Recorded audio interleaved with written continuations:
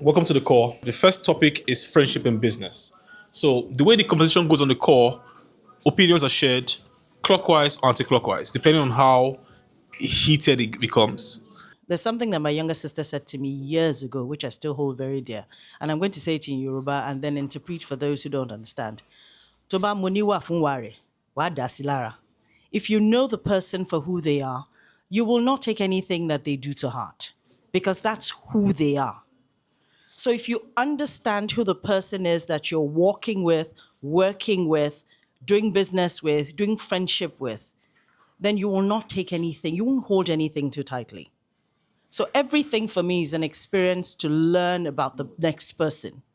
Once I understand how that person works, then I know how to approach that person with whatever it is that I think will benefit both of us. And it's not cast in stone. If the person doesn't agree, right, it doesn't mean that we will not be friends. I strongly believe in collaborations. Not a lot of Nigerians do. I have tried till I'm blue in the face, and I will continue to try because I believe that if two, three, four people come together to do something, it's easier than one person struggling on it, right? Also, another thing that I will state, money is very important to a lot of people. Yeah, we need it to survive, but really, if I die today, I can't hold the key that has the money that I'm trying to save. So what's the point? I would rather build a relationship, build a relationship is not the word I'm looking for, but it's the word that will fit here. Than if the money comes in, fine. How many things can I buy at any point in time? I have downsized over the last 5 years. I now live in a studio apartment. You don't know how happy I am. As in, and happiness is not something that I use. The joy in my heart knows no bounds, right? So I haven't been hurt. I've learned. Will I try again with that same person? Yes, because what happened was 10 years ago, right? That person has evolved the same way I have evolved. I don't think there's anyone that stays stagnant. Everybody changes. It's just the degree to which they change. So if we meet now and we collaborate and it works, it's because we both have a better understanding of where we are and what it is we want to do together. The last comment that you made about re-entering a relationship with someone who's you didn't use the word burnt, right, who you've learned from in the past, maybe things didn't go as planned, and you said you would trust that they've evolved over time just the same way that you have. But how are you really sure? How do you ensure that the same mistakes don't reoccur? Because I also know that, I believe that at a certain age, right, people, or maybe let me not generalize. I know that there are certain people who can be stuck in their ways and just set in their way, and it's their way or the highway. So how do you ensure that that change has actually happened? How do you, because I believe a lot in self-preservation. It could be a good thing and a bad thing, but how do you actually ensure that this person has evolved the same way you have? You can't. So you just take a risk. You take a chance. This is life. Do you understand? This is life. And no disrespect, right? I think that comes a lot from you're not yet 40, Abby. No, I'm not. Exactly. So when you hit 40, first and foremost, is liberation.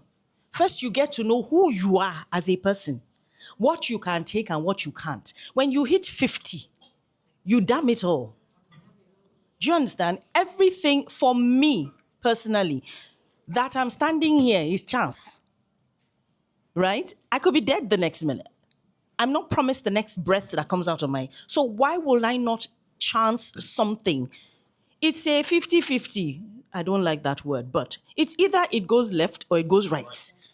Instead of sitting there and thinking about it and worrying about it, and what if the person, does the person know whether me have changed? The person doesn't know whether I have changed. Do you understand? He said something about contracts.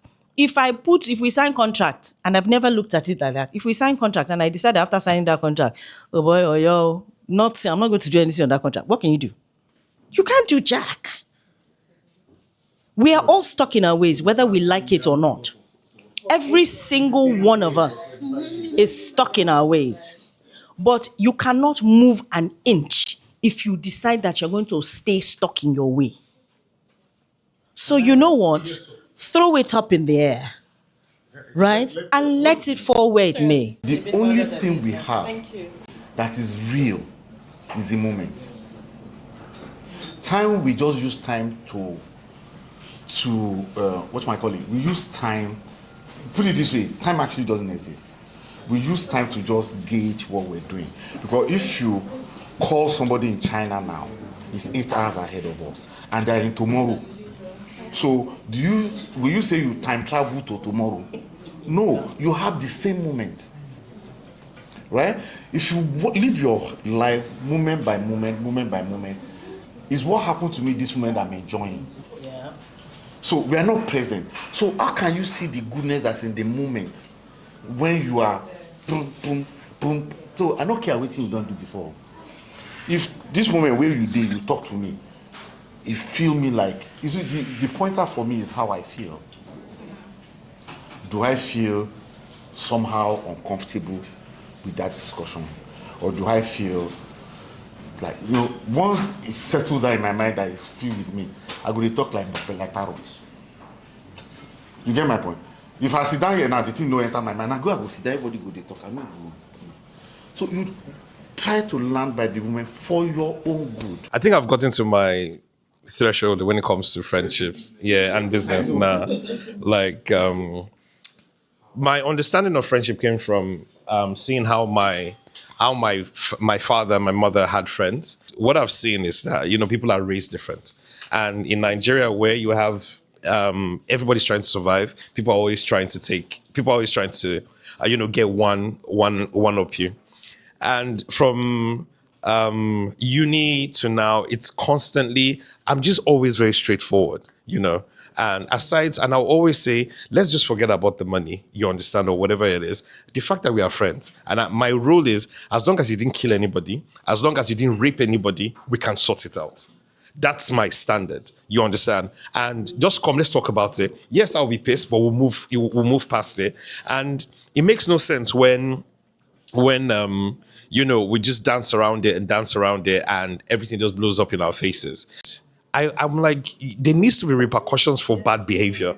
That's when I was growing up, and there was a particular uncle that would come, and when I would overhear our parents talking about, oh, so and so person is coming this weekend, and myself and my brothers would be so enthusiastic to, lay the bed and everything, because we knew that when that uncle would come, something would come out of it, and everything. So that semblance of community or friendship is just dying. I don't think I've said this anywhere, but there was a time when my parents had a very rough part. I think my dad was in Canada, and somebody needed to go to school, and school fees needed to be paid. And my mom went to a friend. I lived in 1004. We climbed upstairs, and the woman sold her gold to give my mom the money.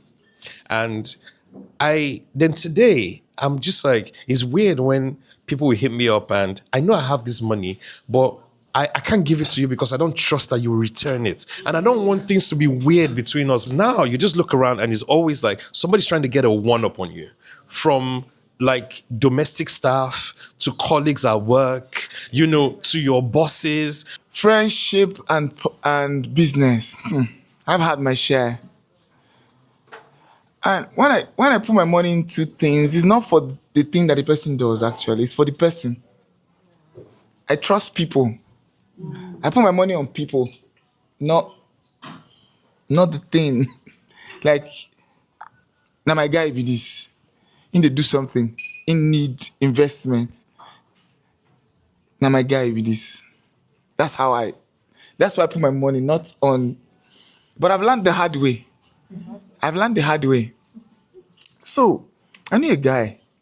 Okay, somebody told me that there's a boy that I've been looking for him for more than a year. And so I said, okay, bring him. And he came to my house. I think he was just rounding up school. And he said he wanted to work somewhere in Abuja. And I called my friend and I said, please now, chuck him in somewhere in that Abuja. And he did. So he served and everything. We're talking. I was Uncle Timmy then. Then he was done with school. He wanted to do masters. I needed to go. Again, I'm not the thing that I do. If I like you, I'm gonna put my money to you. So I added to what he was going to do. So he went to the UK. Sometimes he come, bros, just see where I'm sleeping. I go drop 200, 100 pounds. Because all of us know this lifestyle. Like, none of us got here by ourselves. Somebody dropped somehow. So it was like that. So he had finished masters and he came back to Nigeria. He wanted to do one business. He now said, oh, trust me, if you ask me now the business, across my, I can't remember. But I like the guy. He came with some papers, presented one thing. 80% of the time, I wasn't listening to this thing, but I like the guy. He wanted to rent somewhere in Ikoyi, buy computer and everything. Okay. Then he now came like after like 3 months. I said, Nigeria is a hard place to do business. That what he wants to do, he wants to just go to the UK and do his PhD. I don't cross that business off. Like, don't go. Okay, you want to do PhD, so what's up? The things there, he said he was just going to sell them, add a little fund, and you get, and go. I see, many things don't really concern me for this life. If you know me, many things don't concern me like that. So, he had gone to do the PhD. I didn't hear from him for like 4 months. Then one day he just bought me, I have this brilliant idea. And I said, what is it? He told me, so, you know, like there's a gap between in fintech that this thing. I'm not that guy. I just want to sit in the studio and make music. I just want to sit there in the studio and make music. All this other plenty English, no concern me. So I would. So we started, okay, today I have to register this thing in company house. I used to know the names, small, company house, this. We have to go to this bank, we have to connect it with this bank. And I was doing. Then, now said we have gotten to a stage where we just need to plug it into another bank and it start working. Then I asked one question too, what is my share? And I said, okay, we'll come back to me. Let him talk to somebody. Listen now. Then I asked him, how much have I even given yourself? Because the money was every time that he doesn't work. Everything that needed to be sorted out, I was sorting out. But I need to tell my wife all these things, by the way. Because that woman breaks everything down into bits. She would discourage me. Well, like east and west, like the way she thinks, not the way I think. I buy anything. Yeah, so. And I said, how much have I given you? He said, like, 45,000 pounds. No, just listen to this conversation. No. For now, there is my curse. If I trust you, die. I'm a Port Harcourt boy. If I tell you, say I go see you by this time, you don't need to doubt what I go see you. I go see you by that time. You get? No. I didn't know that. No, I didn't know. See, this is less than 5 years. I didn't have any. I didn't have experience of how people can switch. It's not the thing that I do. So, I say 45K. I said, so hey, that means how much is this thing worth? He now called some valuation. He had done some valuation. It was like 1.5 million pounds. Then, and I said, okay, hey, that means now, may you divide it now. I was the person financing the thing. He said, no, say, he now came back, said he's going to do this thing. He now came back and said, he's going to give me 8%. And I said, I said, what? Why are you like this? So for the first time, I told my wife, she was not looking at me, looking at me, and I said, you know how people can just look at you and like all of a sudden you're foolish. You're like really, really foolish. Then, so I now called and I said, I know you're still working on it. Then I now noticed that he no longer call me Uncle Timmy anymore. He now says, Mr. Timmy. You don't know business. You don't know business. I know this business. I said, wow. I was not see, okay, let me give you an example. Every time this guy was going, either I give him 1 shoe, 2 shirts, 1 this thing. That's not part of the money I give him for this thing. It's like my younger brother.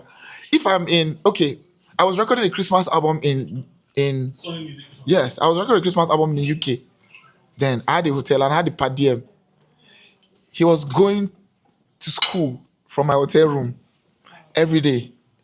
On my, like I used to give him the per diem every day. Go, like for like almost 3 weeks. So now I was not looking at this guy like this. So I called somebody and introduced me to him. My friend, I said, talk to this boy. What is he saying? You know, the person that called me back after like 15 minutes. I'm not sure that is fair. It's not the person. No, it can't be him because when I'm in Abuja, he's sleeping between me and my friend. Anyway, we don't have like there was no time he had money. It was us. And see the lesson I don't learn now. So that's my one. So we've all been talking about friendship in business. I'm talking about partnership, investments, but nobody's really talking about community over isolation. Friendship in business is more than just partnering or investing. I know that it's an ecosystem where we get to share ideas and we get to rise together, but it is very, very broad. Friendship in business will teach you the core values of life: accountability, responsibility. It has taught me that because we are two, I have a vision, but because you are with me, the vision is more solid. And because we are together, there's no failure anymore. It's failing forward. So there's no choice. We just keep going. So when you're feeling down, there's somebody to patch your back to say, you know what, get up, let's run. And when the other person is down, you just have a way of rubbing your backs. Friendship in business is so important. Friendship in business made me meet Mr. Charles. Friendship in business brought me here. Friendship in business is making me meet everybody. And who knows, we might just work together and it just keeps going like that, like that. Friendship in business made me grow. I made my first 3 million naira at 16 from doing a business. And that was because I was able to build friendship within a field that I was already trying to grow myself in business, and I had other people that could vouch for me. So friendship in business is not just, oh, okay, you know what, I trust you, you're my friend, so let's do this together. Sometimes the person that is even your friend that might not really be in your business can also just still help you because you've been able to build that friendship in business. So yeah, that's my bit. Thank you. And since I left my uni in 1982, the only thing we remain we I never do now I'm robber for one night. There is no business that I've never done. I call myself serial entrepreneur.